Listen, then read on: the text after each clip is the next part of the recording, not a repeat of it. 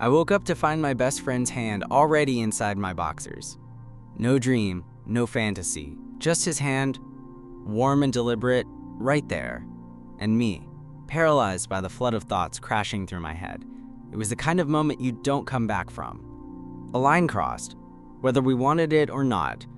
What made it worse, or maybe better, was that I didn't stop him. I just lay there, still a stone, eyes half lidded in the dark while Matt's hand lingered, not exploring, not rushing, just resting, like it belonged there. Like this was normal. Let me back up. My name's Jason, and Matt's been my best friend since we were 12. He was the first person to make me feel like being different wasn't a death sentence. I was the artsy kid with quiet eyes and a habit of sketching during lunch. Matt was the popular one, loud, athletic, always surrounded by people, but somehow never too cool to sit with me. We were opposites in the cliche sort of way, and it worked. We grew up together, played video games until 3 a.m., slept over at each other's houses every other weekend. I even went on a few of his awkward double dates, just so he could flirt more confidently knowing I was close by. And somewhere along the way, I started falling for him, not the messy high school crush kind. No, this was slow, deep. It was watching him run his hands through his hair when he was stressed. It was knowing what his silences meant. It was memorizing his laugh and realizing that no one else made me feel more at home than he did. But I never said a word. He was straight. As far as I knew, he'd only ever been with girls. And even if he wasn't, why risk everything for a maybe? So I kept it quiet. I went off to college a year early, tried to distract myself with work, with casual dates that never went anywhere, and long drives just to keep my thoughts from circling back to him. But it didn't work. I missed him all the time. Missed the way he'd call me out for overthinking. Missed the way he'd call me Jay in that low voice when no one else was around. When I came home for spring break, he invited me over to his place like nothing had changed. Like we were still the same kids who used to split a bag of sour worms on the couch and argue over movie quotes. And for most of the night, we were. We played old video games, cracked open beers, and fell into that same effortless rhythm. He talked about his classes, the annoying professor who kept assigning group projects, and I told him about the boss I couldn't stand. It felt like no time had passed. Somewhere around 2 a.m., we crashed on the couch like always. Me at one end, him at the other, legs tangled, blanket over both of us, the way we used to in high school. We didn't even bother with separate spaces anymore. That's how close we were. But somewhere between sleep and morning, something changed. When I stirred awake, I could feel it, his hand, already inside my boxers. My first instinct was to flinch. My breath caught, every muscle frozen, but I didn't move. Because part of me had waited years for that touch. And part of me was terrified of what it meant. Was he dreaming? Sleepwalking? Testing me? Did he even realize what he was doing? I didn't know, but I knew what I felt in that moment. Every nerve in my body was on fire, and not just from the contact. It was the quiet tension, the weight of everything unspoken suddenly crashing to the surface. If this was some kind of mistake, it was the most intimate one I'd ever experienced. His hand didn't move for a while, just rested there, fingers curled slightly, like he was grounding himself. Like maybe he needed this more than I realized. Then, slowly he shifted. His breath brushed against my neck. He'd moved closer during the night than I thought. I could feel the warmth of his chest against my back now, our bodies separated by almost nothing. And then he whispered, barely audible, like he wasn't sure I was awake. "You still up?" I didn't answer right away. My throat was dry. My heart was beating so hard I thought it might break through my ribs. But eventually I nodded. A few seconds passed. Then, so quietly I almost missed it, he said, "I'm sorry, I didn't know how else to..." He stopped himself. And just like that, the weight of 1,000 questions settled between us. Because that night, that was just the beginning. He didn't move his hand. He didn't pull away. And I didn't ask him to. We just stayed there in the dark, both of us too scared to say anything more, but too wrapped up in whatever this was to let go. I didn't know how else to bring it up, Matt said finally, his voice barely more than a breath against my neck. It's been eating at me for a while. I turned my head slightly, just enough to glance back at him. In the low glow of his digital clock, I could make out the shape of his face, tense, eyes darting anywhere but mine. "What's been eating at you?" I asked, though I already knew. I needed to hear him say it, needed to know I wasn't losing my mind.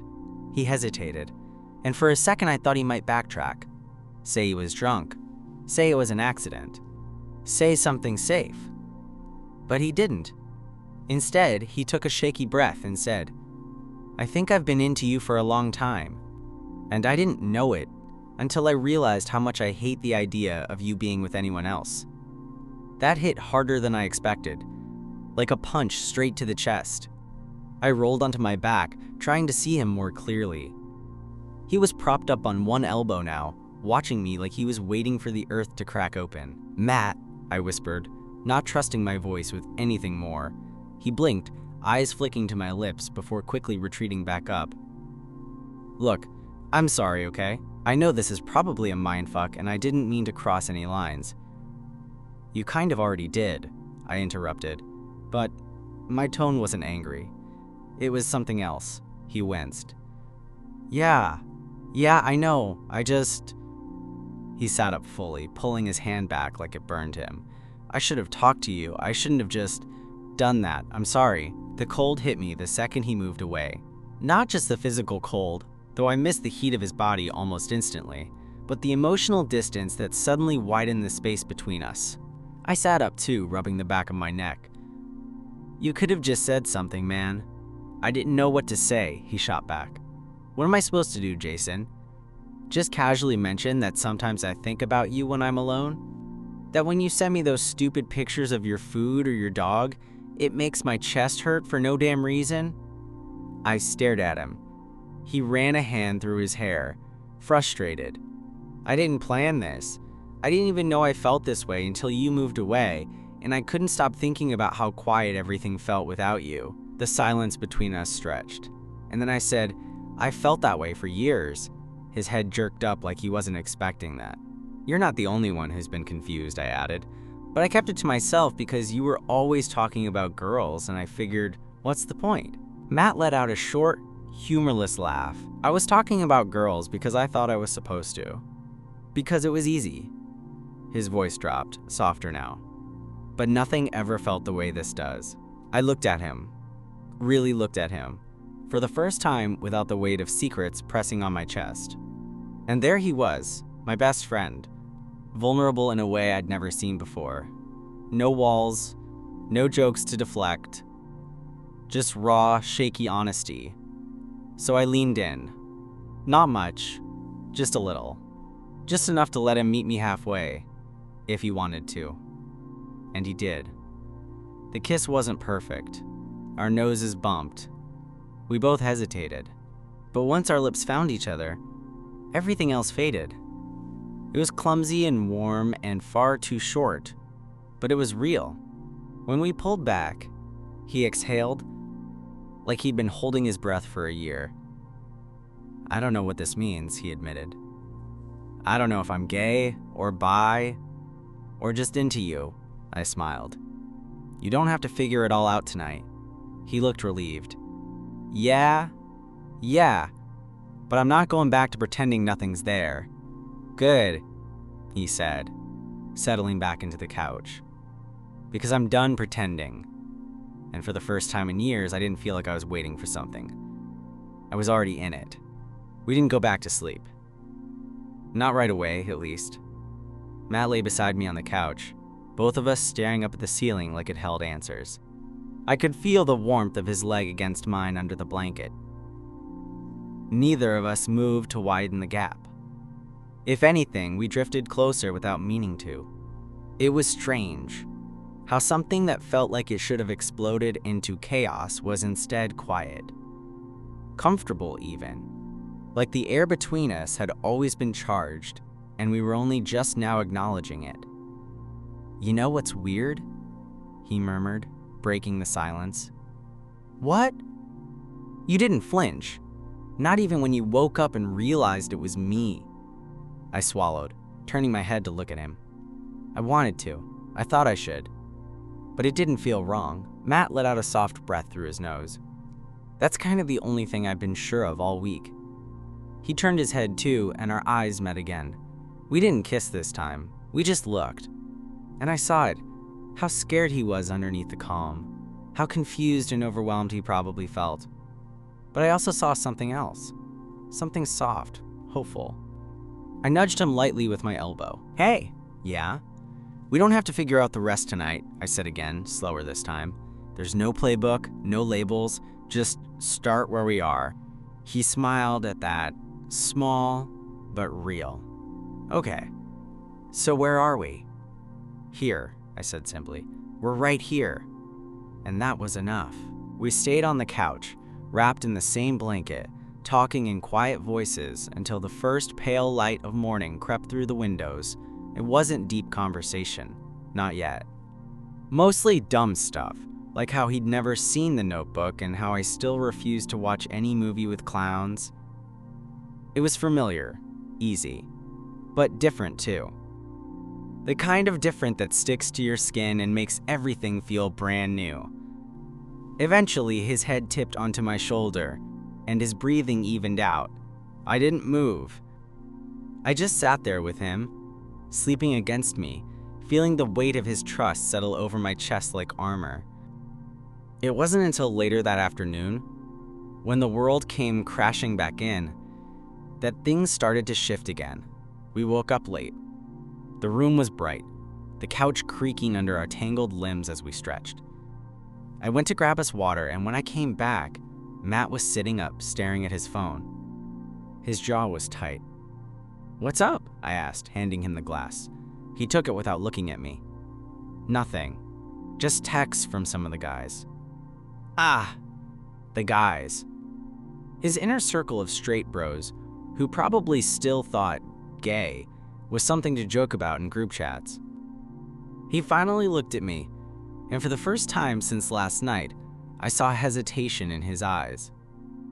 "I don't know how to be this," he said. "Not around them. Not around anyone." I sat beside him again. "You don't have to be anything around anyone. You don't owe them an explanation." He looked down. "They'd flip if they found out. Then they're not worth keeping close." He glanced sideways. "You make it sound easy." "It's not, but it's real." Matt went quiet for a minute, then nodded slowly. "Okay. I'm not ready to tell anyone yet. Just you. That okay?" I smiled. "I'm more than okay being your secret." He leaned into me, forehead resting briefly against my shoulder. "Not forever, though. Right?" I let that hang in the air before answering. "No, not forever." The next week felt like living in a dream I didn't want to wake up from, but also like holding my breath underwater. Behind closed doors, everything with Matt was easy. Too easy, almost. We didn't call it anything, didn't label what we were doing, but the way he looked at me when we were alone, it was different now, clearer, unafraid. He still joked like usual, still messed up every meal he tried to cook, still left his laundry in the dryer until it got wrinkled beyond repair. But now he'd touch my arm casually when we passed each other, let his hand linger on my back as he walked by, lay his head in my lap when we watched movies on the couch. And when no one was around, he kissed me like he meant it. It was new for both of us. Careful, but honest. But outside our apartment, nothing had changed. He still talked to the guys like before. Still watched sports with them on Saturday nights. Still answered their texts with dumb memes and bro jokes. And I stayed quiet, playing my part, being the friend, the roommate, the secret. It didn't bother me at first. I got it. Matt had grown up in a world where softness in men was frowned upon, let alone attraction to another guy. He wasn't ashamed of me. Not exactly, but I could feel the weight of everything he wasn't saying, and it started to get to me. It came to a head one night after a small get-together at our place. A few of Matt's friends had come over, drank cheap beer, made too many "that's what she said" jokes, and passed out on our couch around 2 a.m. I was cleaning up empty bottles in the kitchen when Matt walked in, barefoot, eyes still glassy from the buzz. He grinned when he saw me. "You always play house after parties?" I smirked. "Someone's gotta clean your mess." He stepped closer, slow. "I'd rather you be in my bed." I blinked. Not because of what he said, but because of how he said it. He was still drunk, still trying to act like everything was normal. But the way he touched my wrist just then, soft and purposeful, made my chest ache. I pulled back slightly. "Your friends are still in the other room, Matt." "So?" I looked at him. "So, this doesn't exist to them. Not yet." His smile faded. I set the bottle in the sink and wiped my hands on a towel. "You kiss me when no one's looking, but you barely even glance at me when they're around. I'm not mad, I can't be the only one carrying this." "I never asked you to carry anything," he said, quieter now. "No, you didn't," I admitted. "But I am. Every second we're not alone, I have to pretend none of this is happening. And it's starting to feel like I'm not part of your life, Matt. Just a shadow in it." He looked down, biting the inside of his cheek. After a long pause, he said, "I'm scared." "I know," I said, "but I'm scared too. And I'm still here." He nodded slowly. "You shouldn't have to hide. I know that. I'm just trying to figure it out." "I don't need you to have it figured out," I said, stepping closer. "But I need to know you want to." His eyes met mine. "I do." I held his gaze for a moment, then touched his hand again, gently this time. "Then let's start with that." He didn't say anything else, just leaned in and kissed me. Soft, slow, and with a kind of urgency that made my heart skip. In that moment, I believed him. We weren't there yet, but we were getting closer. The first time Matt held my hand in public, it lasted all of 10 seconds. But it changed everything. It happened the following weekend. We were walking home from a late-night coffee run, both of us bundled up in hoodies and still half laughing about the barista flirting with Matt again. The streets were mostly empty, quiet enough that our footsteps echoed. It should have felt like any other night, but then his fingers brushed against mine, once, then again. I didn't think much of it until I felt his hand slide into mine, warm and hesitant, like he was giving himself permission just this once, like he was daring the world to see it and not give a damn. I didn't look at him, didn't say a word, I just let it happen. We walked the rest of the block that way, and when we reached the apartment, he let go before anyone could see, before anyone could question. But I knew what that meant. He was trying, he wanted this, and maybe, for now, that was enough. Things got better after that. Slowly. He started texting me in the middle of the day just to ask how I was. He left little notes on the fridge, stupid stuff like, "Don't forget your lunch, nerd," or "You owe me cereal." We cooked dinner together, watched dumb movies, and, more often than not, ended up tangled on the couch, his head resting on my chest like he belonged there. But it wasn't all easy. There were days when he'd shut down completely, moments when I could see the fear in his eyes, like the weight of what we were building scared him more than anything. And I had to be patient. One night after a long silence, he blurted out, "What if I'm not what you need?" I blinked. Where's that coming from? He shifted on the couch, his fingers fidgeting with the drawstring of his hoodie. "You've always known what you want. You're confident. You've dated other guys. You've had a life." "So have you," I said. "Not like this." He looked away. "What if I'm just confused? What if this is just some phase I'm dragging you into?" I sat up, brushing my hand through his hair until he looked at me again. "Matt, I'm not here because I need you to be perfect. I'm here because I want you, whatever that looks like." He looked like he was about to cry, and that's when I realized just how heavy this all had been on him. So I pulled him into me, arms wrapping around his shoulders, until he exhaled that breath he'd been holding. We stayed like that for a long time, just breathing, just being there. And that night, for the first time, he fell asleep in my bed. He didn't try anything, didn't make a move. He just curled into me under the covers, his fingers lacing through mine as if to say this is real. I watched him sleep for a while, wondering how we got here, wondering how long I'd waited for this version of him to finally show up. And quietly, selfishly, hoping he'd never leave. The morning after Matt slept in my bed, he woke up before me, but didn't leave. I opened my eyes to find him already watching me, eyes soft, like he was still trying to believe this was real. His hand was still in mine, fingers lightly curled, and when he realized I was awake, he gave me a sleepy half smile. "Morning," he whispered. "Morning." There was a beat of silence. Then he added, "I've never done that before." "Stayed in someone's bed?" He rolled his eyes. "No, smartass. Slept next to someone and felt okay. Safe. I let that sink in." "Me neither. Not like that." He nodded. Like that meant more to him than he could say. And maybe it did. The days that followed felt different. Easier in some ways. Harder in others. We started carving out little rituals. Morning coffees together. Night walks after dinner. Music on in the background while we each worked on our own stuff. Him with his laptop, me sketching in the corner. We didn't need to talk all the time. Just being in the same space felt like enough, but there was still the matter of the outside world. He still hadn't told anyone. Not his friends, not his family, not even his sister, who adored me and would have been thrilled to know we were more than just buddies who lived together. I didn't push. I wanted it to come from him. And eventually, it did.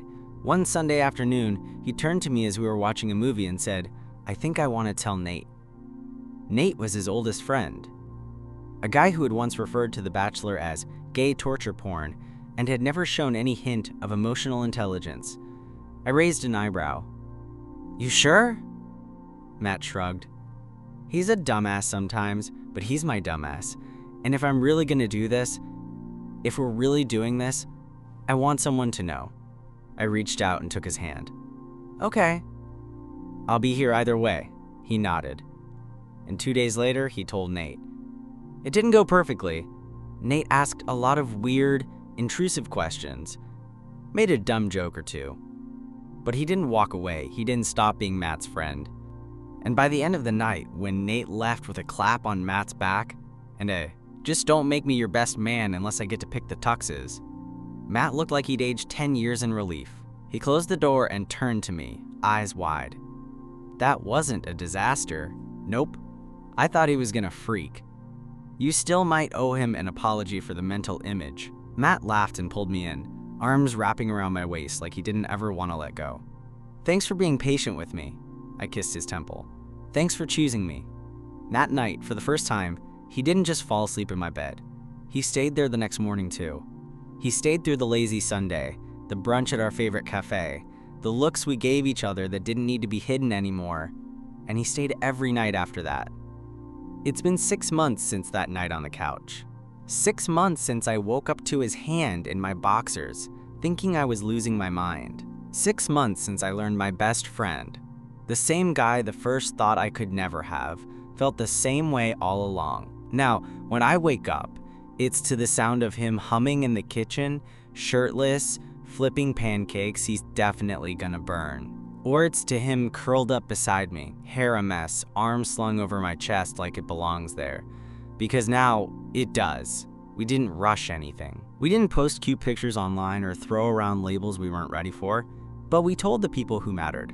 His sister, my mom, his roommates from freshman year, who always suspected anyway. And slowly, quietly, we stopped hiding. There are still moments. Moments when he'll go quiet in a room full of people, when his fingers stiffen in mine like he's bracing for something. And I get it. You don't unlearn years of pretending overnight.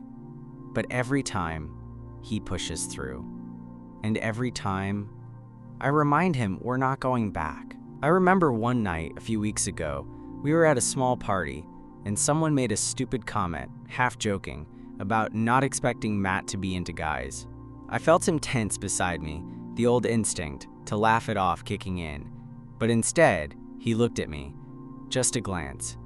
And then he turned to the guy and said, "Yeah? Well, maybe you didn't know me as well as you thought." It was small, but I'll never forget it. Later, on the walk home, I told him how proud I was. He just grinned. It's easier when you're standing next to me. Now our days feel like something I used to daydream about in the back of my sketchbooks. Morning coffees, grocery trips, falling asleep to the sound of him reading next to me in bed. Our life is quiet, maybe even boring to anyone else. But to me, it's the kind of boring that feels like magic. The other night, we were brushing our teeth and he looked at me in the mirror with foam in the corners of his mouth and said, "You know, I think I love you." I paused, mid-rinse. "You think?" He spit into the sink, wiped his face, and looked at me dead serious. "Fine. I know, I love you." And yeah, I laughed. But not because it was funny. Because it was perfect. Because it was him. And I said it back. So now, every morning, when I roll over and see him still half asleep, hair all over the place, mouth slightly open, snoring way louder than he claims, I'm reminded that somehow, some way, I got everything I never thought I'd have. My best friend, my person, and he's still here,